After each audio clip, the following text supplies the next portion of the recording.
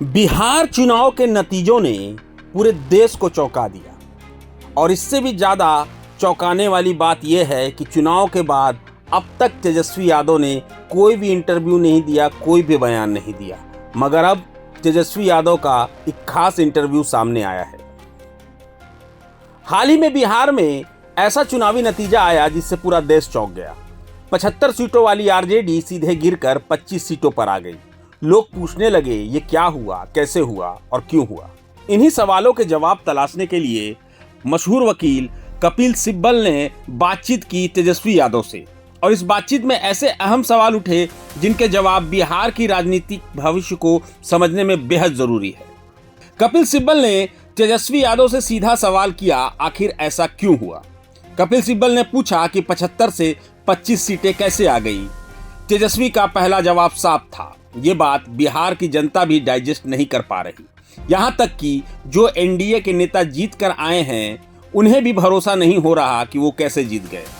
तेजस्वी ने कहा कि बिहार उद्योग विहीन, बेरोजगारी में नंबर 1 और पलायन हर साल लाखों की तादाद में। बिहार के लोग 3 कारणों से राज्य छोड़ते हैं, पढ़ाई, दवाई और कमाई। 20 साल की सरकार और 11 साल की डबल इंजन की सत्ता, फिर भी एक चीनी मिल चालू नहीं हुई, एक भी बड़ा उद्योग नहीं लगा। तेजस्वी ने याद दिलाया कि हमने जनता से वादा किया था 10 लाख नौकरी का और जब 2022 में सरकार बनाई तो हमने 5 लाख नौकरियां दी और 35 लाख नौकरियां प्रोसेस में भेजी। उनके मुताबिक यही बेरोजगारी चुनाव का सबसे बड़ा मुद्दा था और जनता बदलाव चाहती थी। इस पर कपिल सिब्बल ने पूछा कि क्या ये पैसा और सरकारी योजनाओं का असर है जो नतीजा इस तरह का आया। तो तेजस्वी ने कहा कि कोड ऑफ कंडक्ट के 10 दिन पहले ही 10,000 अलग अलग योजनाओं के तहत बांटे गए। कुल मिलाकर करीब 400 करोड़ सीधे जनता के खाते में डाले गए। उनका आरोप साफ था, ये रिश्वत थी। फिर आता है सबसे विवादित हिस्सा, पोस्टल बैलेट और ईवीएम पर सवाल।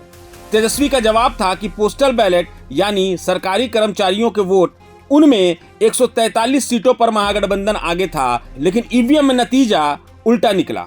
वो कहते हैं ईवीएम बदलाव नहीं चाहता था, बैलेट चाहता था। हालांकि वो ये भी कहते हैं कि कोई साइंटिफिक प्रूफ नहीं है, लेकिन मुझे गड़बड़ी की गंध आती है।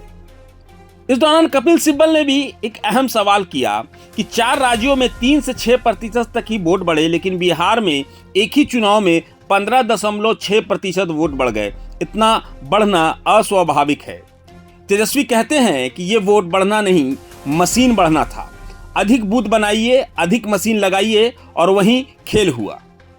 तेजस्वी ने आरोप लगाया कि इलेक्शन कमीशन पक्षपाती था, शिकायतें सुनी नहीं गई, वोटिंग प्रतिशत 2 दिन बाद बताया गया, सीसीटीवी रिकॉर्डिंग सिर्फ 45 दिन के लिए ही सुरक्षित की गई। तेजस्वी का कहना था कि बिहार चुनाव में लेवल प्लेइंग फील्ड नहीं था। इसके बाद तेजस्वी कहते हैं कि लड़ाई अभी खत्म नहीं हुई, समय आएगा और पर्दाफाश भी होगा। और वहीं कपिल सिब्बल इस चर्चा को एक बड़े सवाल के साथ खत्म करते हैं कि अगर चुनाव का मतलब ही खत्म हो जाए तो लोकतंत्र किस ओर जाएगा।